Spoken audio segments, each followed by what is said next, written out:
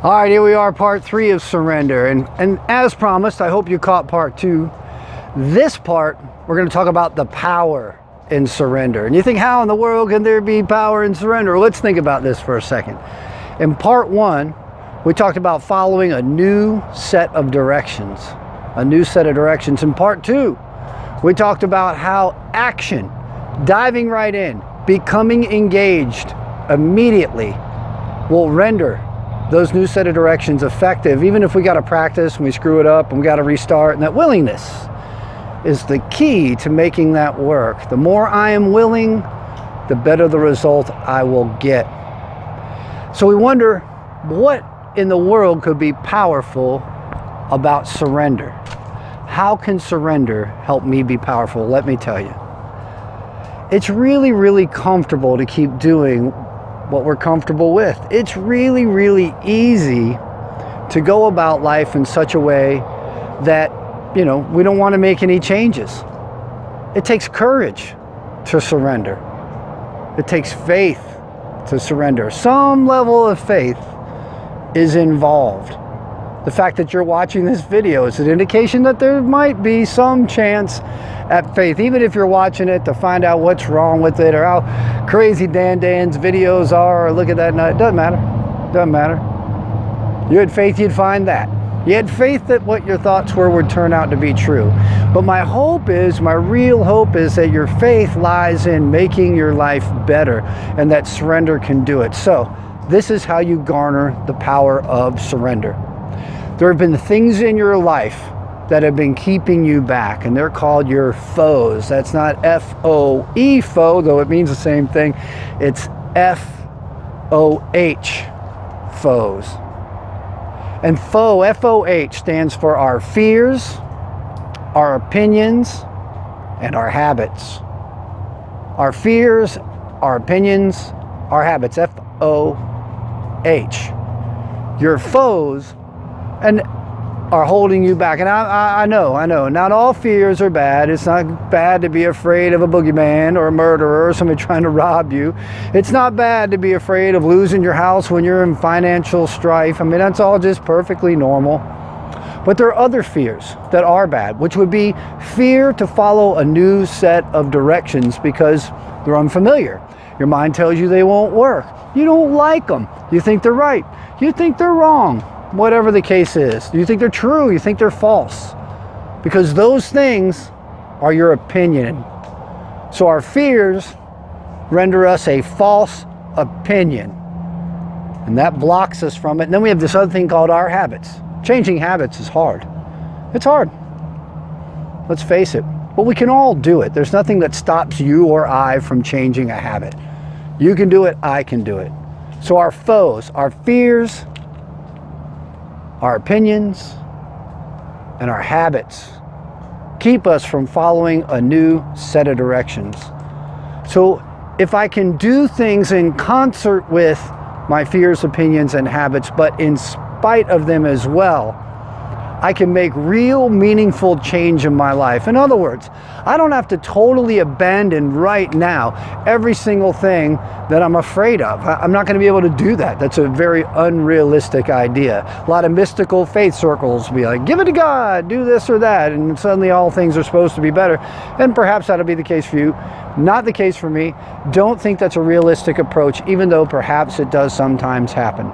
I don't have to abandon all my opinions. I got political opinions, I got medical opinions, I got a whole lot of food opinions, I know what I like, right? Which makes for a great example of how opinions get in the way. How many of us, I think all of us, have probably tried something we didn't think we were going to like, and suddenly we liked it, right?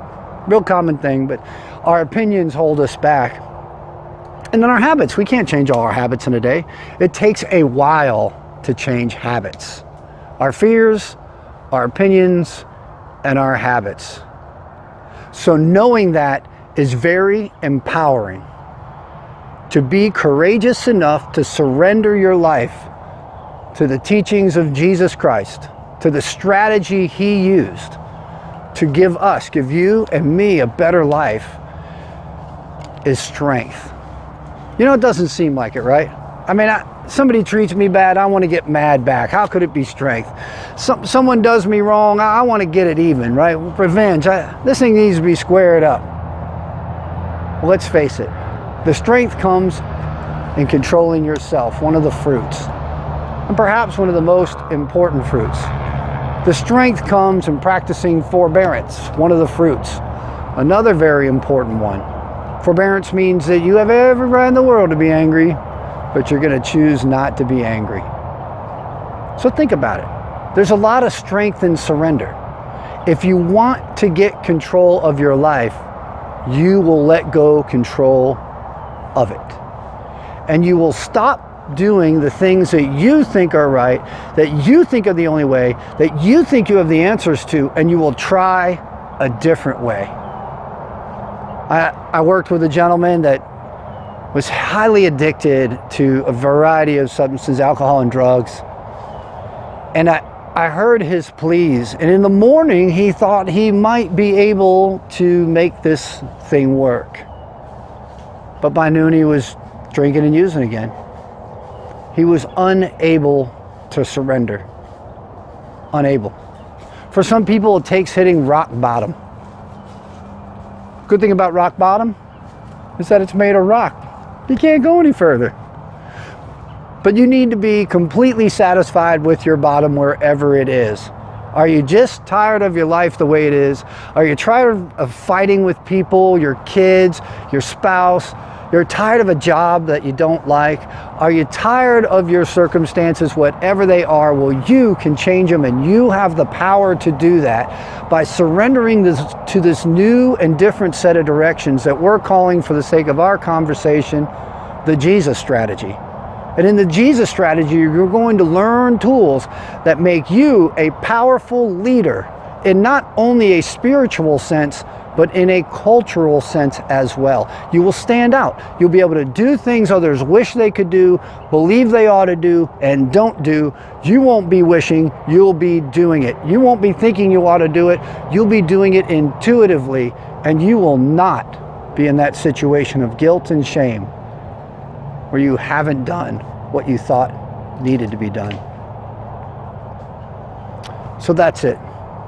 You give up your life to the Jesus strategy, and you gain the power to live your life virtually any way you would want to. You must capitulate, get rid of, be rid of completely every single thing, especially your fears, opinions, and habits, your foes. Every single thing, anything that stands in the way of that. But you don't have to do it right now. That's the best part. So pick something. Walk away from this video, pray, pick something.